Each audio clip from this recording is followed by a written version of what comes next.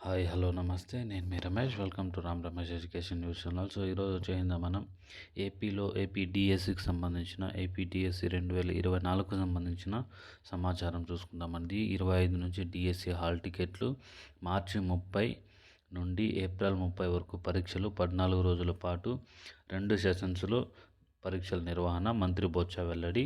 సాక్షి అమరావతి. రాష్ట్రంలో 6100 ఉపాధ్యాయ పోస్టుల భర్తీకి ప్రకటించిన డిఎస్సి 2024 పరీక్షల షెడ్యూల్లో స్వల్ప మార్పులు చేసినట్టు విద్యాశాఖ మంత్రి బొత్స సత్యనారాయణ మంగళవారం తెలిపారు. డిఎస్సి పరీక్షల కోసం ఫిబ్రవరి 25 వరకు ఆన్లైన్లో దరఖాస్తులు స్వీకరించిన సంగతి తెలిసిందే. తొలుత ప్రకటించిన షెడ్యూల్ ప్రకారం మార్చి 15 నుంచి డిఎస్సి పరీక్షలు ప్రారంభం కావాల్సి ఉండగా, పలు కారణాలతో వాటిని ఈ నెల 30 నుంచి ఏప్రిల్ 30 వరకు నిర్వహిస్తున్నట్లు పేర్కొన్నారు. 14 రోజుల పాటు 2 సెషన్స్లోనూ పరీక్షలు ఉంటాయని, అభ్యర్థులు ఈ మార్పులను గుర్తించాలని సూచించారు. సెకండరీ గ్రేడ్ టీచర్ పోస్టులకు ఎస్జిటి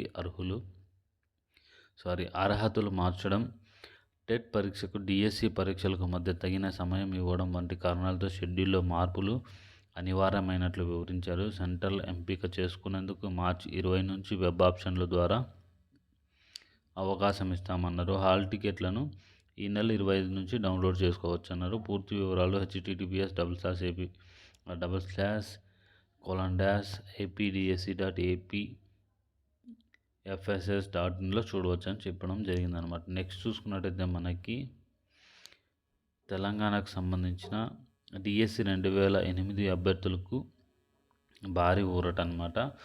దశాబ్దాల సమస్యలకు తెలంగాణ ప్రభుత్వం చరమగీతం పాడింది.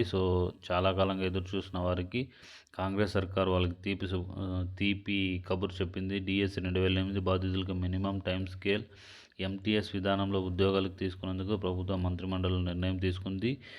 లబ్ధి పొందిన వారు సుమారు 2300 మంది ఉన్నారని, కాకపోతే కొందరు వివిధ ఉద్యోగాలు పొంది ఉండవచ్చని విద్యాశాఖ చెబుతుంది. ఎంటీఎస్ ద్వారా సుమారు రూ. 38,000 వేతనం వచ్చే అవకాశం ఉందని అంచనా. శాశ్వత ఉద్యోగులుగా మాదిరిగా వారికి హెచ్ఆర్ఏ ఏటా ఇంక్రిమెంట్ ఉండవు. కాకపోతే కొత్త